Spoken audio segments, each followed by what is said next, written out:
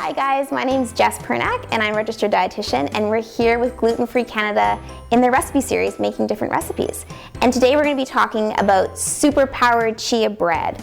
So the first thing you want to do is preheat your oven, so make sure it's at 350. And basically the other prep you want to do is you want to take a nice beautiful bread pan and you want to line it ideally with parchment paper or aluminum foil. Both of those are oven friendly and it won't let the bread stick to it. So when you put the aluminum foil on, just make sure you do one this way and one this way. So our pan is set. So looking at the ingredients, we have oats, chia seeds, pumpkin seeds, and sunflower seeds. So this recipe, I'm going to give a big thank you to Oshi Glows, where this recipe is adapted from. So to do the oats, you can also do oats and buckwheat groats. I'm just using 100% oats just because personally I think that's delicious. So what you're going to do is you're going to take all of your ingredients. We're also going to add to the bread, we have oregano, thyme, onion powder, garlic powder, and salt. So I'm just going to add that all in. And I'm going to mix it. So this bread is going to be really hearty because, as you can see, we have 0 yeast in this bread. So this is a very, very flat, very nutrient dense bread. The fiber and protein in this bread is unbelievable because literally all we have is seeds basically in this bread. So let's talk a little bit about chia seeds really quick. Chia seeds are this amazing source of fiber, of protein, and omega-3s. And omega-3s are those really beautiful anti-inflammatory properties. And chia seeds, because they kind of gel on you a little bit, that's the soluble fiber. So it's so easy to get a really good fiber and protein rich food if you're using chia seeds. So kind of want to make sure that's all mixed together. I'm making a mess, but you guys can see what I'm doing. And then what we're gonna do is we're gonna add some water. So I have about a cup of water here. I'm gonna do it slowly. I'm just gonna keep mixing it.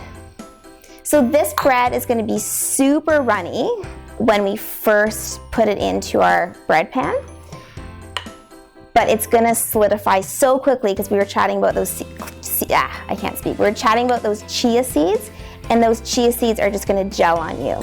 So it's not gonna be as runny at the end of the day. So you just wanna make sure there's nothing dry left in your bowl, and then we will transfer it to the baking sheet. So this is a very interesting bread. It's a very savory bread, and what I mean by that is because of the onion and because of the garlic, it has a very unique flavor to it.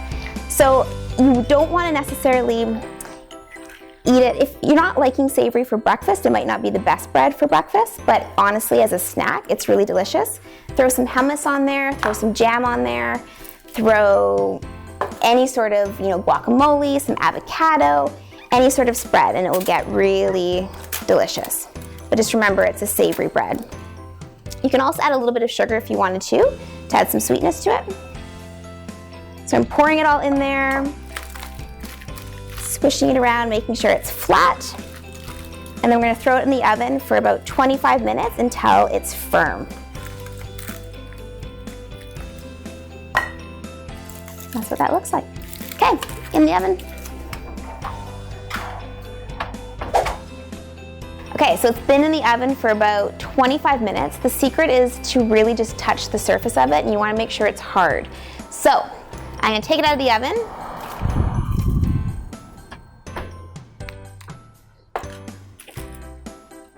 Looks good. So because we have used an aluminum foil or parchment paper, it's not gonna stick at all, which makes this super, super easy. It's hot, so be careful. I'm just gonna pick it up.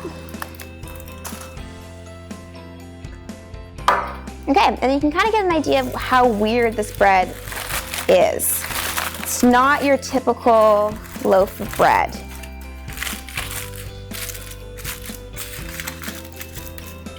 So I kind of cut it just to make sure it was cooked in the center. but let's do a nice piece so that you can see what it's gonna look like. So this bread is gonna last probably only 2 or 3 days because there's no preservatives in it and there's nothing in it that's gonna make it last on your shelf for about a week, unlike typical bread. If you do let it sit on the counter for a little bit longer than 2 to 3 days, it might get a little gummy because of those beautiful chia seeds. What I usually do is cut it up, freeze it, and then I actually toast it. So when you toast it, then you can put warm peanut butter or jam, whatever you like on it. But that is your super powered chia bread.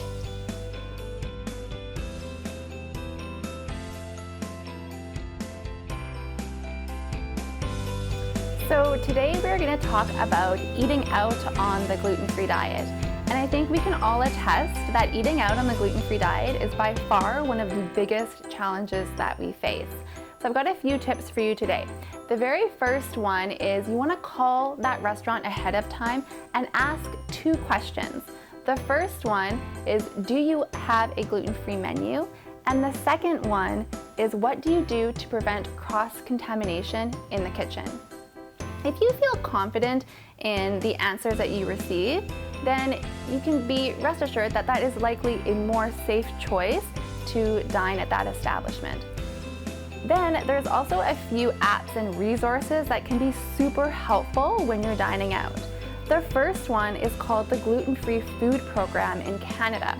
And they have a website, and basically what this program does is they teach restaurants and food service establishments how to serve safe food to a celiac. You can go to this website and you can search the website for whatever location you are in Canada, and any of those restaurants or food service establishments that are certified will pop up in your search. The second one is a great app, and it's called the Find Me Gluten-Free app. Now, I love this app because there's actually extra detail that you can check off in your search function. You can actually check off celiac, and so any food service establishments that are going to show up will be tagged as celiac friendly. And then what you really want to do, what's super key in this scenario, is actually to read the reviews, and ideally dine at those establishments that have 95 to 100% positive review experience.